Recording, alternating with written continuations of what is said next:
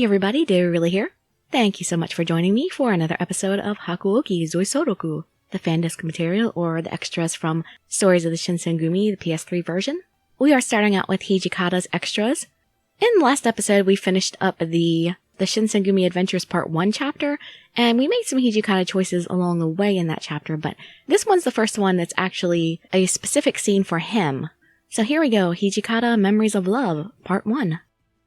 Memories of Love, Hijikata 1, August 1865. Unable to sleep, the protagonist decides to take a walk around the Shinsengumi compound.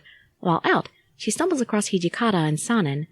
Hijikata seems to have some concerns about the Furies, but Sanan is clearly of the opinion that they are a tremendous boon to the Shinsengumi. Of course he is. But actually I don't remember dates well, so I'm not sure if he's a Fury yet at this point or not. We'll see. Let's start the chapter. Yes, I would like to begin here. Starting out with a bang already. What the hell do you want with this kid anyway? Kazuma? Ah, we're remembering. I wasn't used to seeing that kind of outburst from Hijikata, and it startled me. His scowl deepened as he faced down the blade before him. There was nothing that could stop him from getting justice for his murdered comrades in arms. They called him a demon, but in that moment, for the first time, I saw his humanity. Even when the enemy laughed in his face, he refused to back down.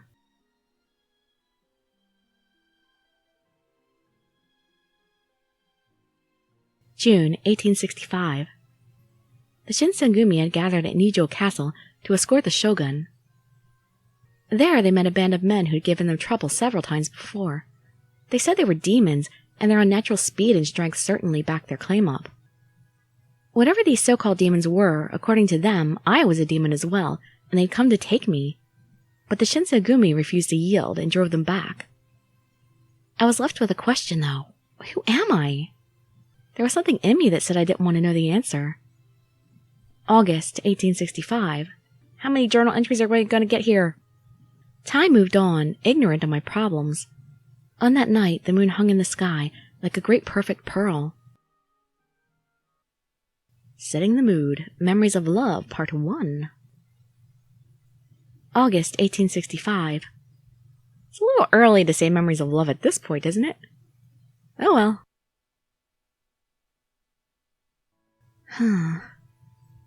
The air was so humid I couldn't sleep. Oh, I hate that. Maybe I'll go outside. Some fresh air might help. After I learned of the existence of the Furies, I've been given something much closer to free reign. My connection to Dr. Matsumoto had probably also worked in my favor. I shouldn't get in too much trouble for taking a little walk at night, right? It's probably not the safest thing to do, though. I silently slipped out of bed and tiptoed out of my room. I took a deep breath. The air outside was much easier to breathe. Well, don't go far. Can't you just step outside and that's it? I was starting to think I might take a short walk around the compound when... Huh? It was the middle of the night, but I could see a figure standing in the inner courtyard. Was something wrong? Had something happened? I frowned at myself and padded over toward the figure. Huh? As I got closer, I could see that the lone figure was Hijikata. He was standing almost completely still, the silvery moonlight shining down on him. Hey, you want to join me for a walk? I'd be safe with you there. Suddenly I was reminded of the first time I'd met him. There had been a beautiful moon out that night, too. But while his expression had been cold, now it was melancholy. Let me cheer you up. What was wrong, I wondered. Should I just pretend I'd seen nothing? I was still trying to decide when... Good evening, Commander. My apologies for calling you out here so late. Nothing to apologize for. I asked you to come here. Can't really talk during the day. Apparently, he'd been waiting for Sanan. I'd missed my chance to announce my presence, but I couldn't bring myself to just leave. Yeah, you could. You don't have to eavesdrop. Is the temptation that great? How are you doing? Don't bullcrap me here, Sanan. I guess he is a Fury now, then. Well, the sun is down, so I'm feeling all right. If I have any complaints, they would be about this frigid heat and this intolerable humidity. I'm with you there. They didn't seem to have noticed me, but I wasn't sure how long I could stay hidden. If I tried to leave, I was sure I'd make some kind of noise, and they'd catch me. I decided to just keep quiet. I know you don't like the sun, and nobody likes the heat. But you know what I'm getting at, Sanan. Or you want to see if I've gone mad, correct? Does he look mad? Hijikata's face twitched like he'd been struck. Just be careful. We don't know where this power comes from, and that means it's not to be trusted. If you can get back to normal, that's the path we need to pursue. If your heart aches for me because of what I've become, perhaps this can serve as a balm. I do not regret drinking the water of life. Indeed, I am quite pleased with the results. My arm can carry a sword again, something I thought would never happen. But Sanan's smile didn't seem to be what Hijikata wanted, and he frowned. Yeah, you healed up real good, but what did it cost you? When you get turned into a fury, part of you goes away, maybe too much. You worry far too much, Hijikata. Look at the bigger picture. You don't worry enough, Sanan. We've been given a gift, a miracle even. One man's miracle is another man's curse. I don't like this. Hijikata's the smarter one here. Hijikata scowled. Hijikata's the one seeing the bigger picture. Oh ho, how scary.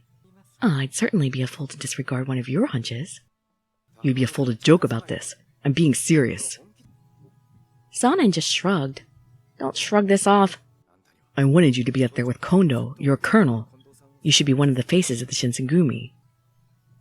Sanan looked at Hijikata for a moment, his smile wavering uncertainly. This behavior is so unlike you. Are you sure you're all right? Then suddenly he looked up. Did you see me? Straight at me! I did see me! Chizuru, it's never a good idea to eavesdrop, haven't you learned that yet? Chizuru. Hijikata turned toward me, surprised. There was no point in running, so I just looked down at the ground and tried to be as small as possible. I'm gonna shrink here. I'm sorry, I wasn't sure what to say, and then you were talking and...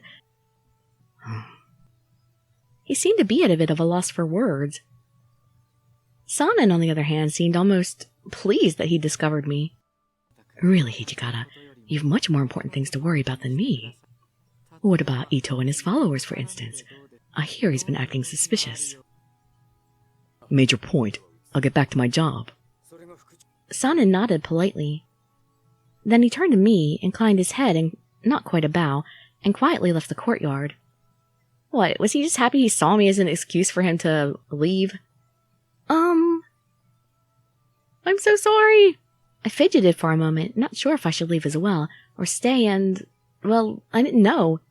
Bow your head to the ground and ask for forgiveness? Chizuru, you haven't been dismissed yet. Okay.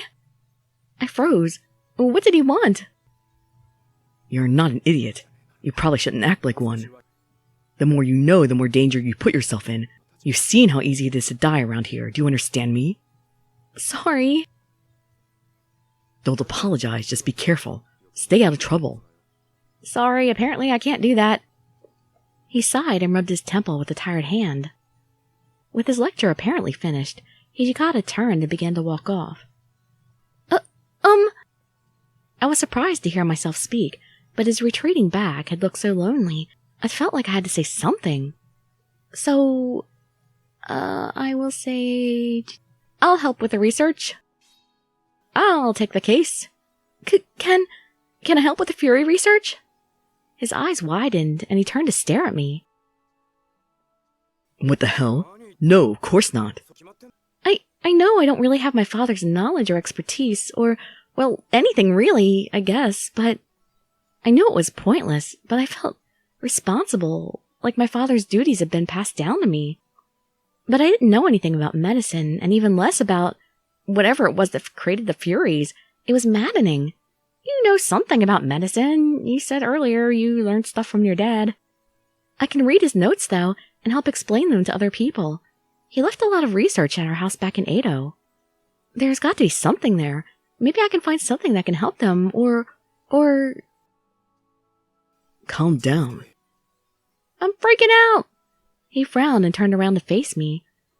Kodo continued his research when he was here. Get it? No?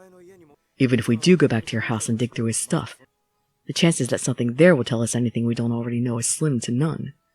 You don't know that. Maybe he went back home after he left you guys and disappeared. But I could do my own research, or... You're not thinking this through. What if things go bad? Are you really ready to accept responsibility for that? Well, Any sort of experiments with Furies would require me to test things on people, and if I got something wrong, then... Hijikata was right. I wasn't prepared to handle that. He looked at me and sighed. Look, Koda's probably one of the top Western doctors in the country, and he couldn't figure this out. A kid who can barely tell her ass from her elbow isn't going to do any better. Hey! I'm not that stupid. He was right, of course. No, he's not. Don't take that, Chizuru. About all of it. No, not about all of it. Come on. Have a little pride, girl. Just a little. I felt stupid for thinking even for a moment that I might have been able to solve something my father had failed to do. Sorry. I tried to look as contrite as possible. Hijikata's mouth twisted. Well, at least he's happy again. There we go, cherry blossoms. Love blooms. You want to help, that's what matters. I won't forget it. Aww. Huh? If I'd been walking, I would have stumbled. As it was, I almost did anyway. Just be standing there and just fall over. Hijikata usually looked like he'd just eaten something sour. But right now he looked almost warm. And yet somehow he still manages to look handsome all the time, even though he looks like he ate lemons. Constantly. But right now you have to wait. The Shinsengumi made this problem, and that means we have to find a solution to it. Thank you. Even if he was cold, he did care. I might not be able to help, but at least he understood how much I wanted to. And that's the important thing, the intention. I think I get it. Your dad was part of the Fury research, and now you feel responsible. Is that about right? That's pretty much what I said. Or did I not say that part out loud for once? I nodded. When he spoke again, his tone was as close to cajoling as Hijikata got. Yeah. Look, I understand how you feel, but we don't get any second chances. We can't afford to do anything stupid. We're still looking for Kodo. Either the watch will come up with something or they won't. You'll just have to wait. What I'm saying is you're being a kid. Leave this to the adults. How old am I exactly? Yes, I was still pretty young, but I wasn't the irresponsible child he was treating me as. See me as a woman. I kept my mouth shut, and he frowned. Notice me, senpai. We all know the Furies are bad news. In a perfect world, we just leave this well enough alone. But it's far from perfect, and the hard truth is that they might be our only trump card. You mean... How could he consider doing something like that when he knew how dangerous the Furies were? Because their backs are against the wall. My stomach twisted, and I must have gotten a little pale because he turned away. His voice was cold and flat again. Only a last resort, though. The cost is too high. Hijikata looked like he swallowed something unpleasant. Again? Never mind. He squeezed the bridge of his nose with 2 fingers. I do that a lot. And for a moment I thought I saw regret and despair flash across his face. The burdens of a leader. Maybe Sanan had been right. Hijikata didn't seem to be himself. Well, I guess melancholy instead of angry is a bit different for him. This is just between us. You tell anyone and we have a little talk. Clear? I'd heard the same warning many times before. I nodded. Good. Get back to your room and don't get caught. Right. You really trust me to sneak back to my room myself with my miserable ninja skills? And next time you take a walk, think about where people might be and go the other way. I'm not psychic. How am I supposed to know where they're going to be? I'll be careful. I turned and headed back to my room at a walk that was very nearly a run. That's not being sneaky. Hijikata had certainly earned his reputation, and he reminded me why every time I saw him. But there was more to him than that. His cold, severe mask had more empathy than people realized. Or maybe they did. A man didn't earn that much respect through discipline alone. I slowed to a walk and let the night wind brush against my face as I thought about Hijikata and the kind of man he was. Is that all already? That was awfully short. Durned it. Well, let me see. What's his next? We have to pass Shinsengumi Adventures 2 before we... move on to this one. Okay, I know this is a really short video, but hopefully, oh, good lord, you never know how long the Shinsengumi adventures are going to be, which is probably going to be long. It's going to have to be its own video, because for the sake of naming, I'm going to have to make it its own. So, sorry about the short video. I'm still sick anyway. I guess short videos are kind of good for my throat, so forgive me, please. So, hope to see you in my future videos, and I'd be so grateful for any likes, comments, subscriptions, or shares with your friends to show some support. Thank you so much for joining me, and I wish you all health, happiness, and safety. Dirili signing out. Bye-bye, everybody.